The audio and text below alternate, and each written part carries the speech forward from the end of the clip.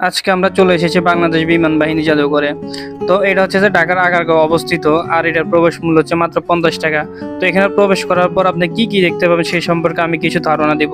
এই জাদুঘরটির মূল উদ্দেশ্য হচ্ছে সাধারণ মানুষকে যুদ্ধ বিমান সম্পর্কে অবগত করা, অর্থাৎ যেসব যুদ্ধ বিমানগুলো আর ব্যবহার করা হচ্ছে না কোনো যান্ত্রিক ত্রুটির কারণে সেগুলো এখানে এনে রাখা হয়। আর এখানে প্রত্যেকটি বিমানের গায়ে অথবা সামনে লেখা থাকবে যে আসলে এটা মডেল কত, কোন দেশ থেকে আনা হয়েছে এবং কি এটা কত সালে ব্যবহার করা হয়েছে, কোনো যুদ্ধে ব্যবহার করা হয়েছে কিনা সেটা কিন্তু সবকিছু বিস্তারিত পেয়ে যাবেন।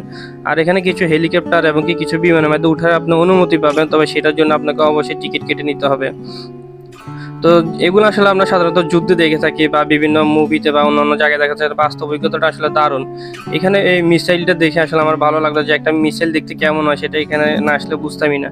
এই রকেটটা কিন্তু একদম বাস্তবের মতো, আর এটাতে ইঞ্জিন দেখা যাচ্ছে, হয়তো এটা বাস্তবই। আর এখানে কিছু রাইড আছে, রাইডের জন্য আপনাকে এই গেট দিয়ে ঢুকতে হবে। এই গেট দিয়ে প্রবেশ করার পরে আপনার বাচ্চাদের কিছু রাইড পেয়ে যাবেন। এই রাইডগুলো আসলে সাধারণত আমরা যে কোনো পার্কে দেখিয়ে থাকি। তো এগুলো তো আপনাকে অবশ্যই টিকিট কাটতে হবে। আর এখানে এই ট্রেনটা দেখে আমার ভালো লাগলো, কেন এটা বিভিন্ন গুহার ভিতর দিয়ে আসা যাওয়া করতেছে, এটা দেখে আমার ভালো লাগলো। অর্থাৎ পরিবার নিয়ে উপভোগ করার মতো একটা রাইড এটা বলতে পারেন, আপনিও পরিবার নিয়ে উপভোগ করতে পারেন।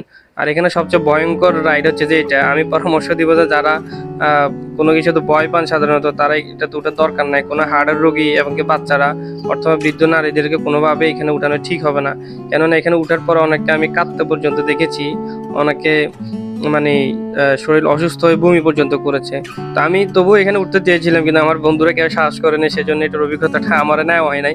তা আপনারা যদি ওরকম দুঃসাহসী হয়ে থাকেন তাহলে অবশ্যই এটাতে উঠবেন আর উপভোগ করবেন। আর এখানে আসলে একটা লেক পাওয়া যায়, যেটা হচ্ছে যে আপনার বিভিন্ন রকমের বোট থাকে, এটাতে টিকিট কেটে আপনি এই বোটগুলো উপভোগ করতে পারেন। মেট্রো স্টেশন এখান থেকে খুব ভালোভাবে দেখা যায়, এবং মেট্রো স্টেশন থেকেও বোটটা খুব লেকটা খুব ভালোভাবে দেখা যায়। আর এখানে একটা স্পেস আছে, এটা আসলে বরাদ্দ করা, আর এখানে মধ্যে প্রবেশ করতে হলে আপনাকে 100 টাকা টিকিট কাটতে হবে। আর সবচেয়ে বড় বিমানটা হচ্ছে যে এই জায়গায়, এই বিমানের ভিতরে কিন্তু সবাই প্রবেশ করতেছে, অর্থাৎ এখানে প্রবেশ করার অনুমতি আছে। আর এই জায়গাটা ছবি তোলার জন্য আসলে দারুণ জায়গা। আর এখানে একটা টিকিট কাউন্টার পাওয়া যাবে, এটার পাশেই আছে। তবে এখানে কিছু পুতুল পাওয়া যায় যেগুলোর সাথে বাচ্চারা খুব মজা করে ছবি তোলে, এবং এগুলোর পিঠের উপরে উঠতে দেখি।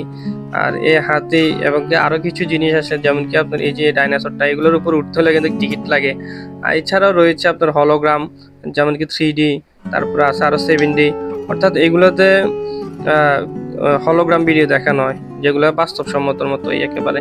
আর এখানে আরেকটা জায়গা আছে, যে সেটা হচ্ছে এয়ারফোর্স বেস ক্যাম্প, অর্থাৎ বিমান বাহিনীরা কিভাবে ট্রেনিং নেওয়া হয় এটা কিন্তু আপনি নিজেই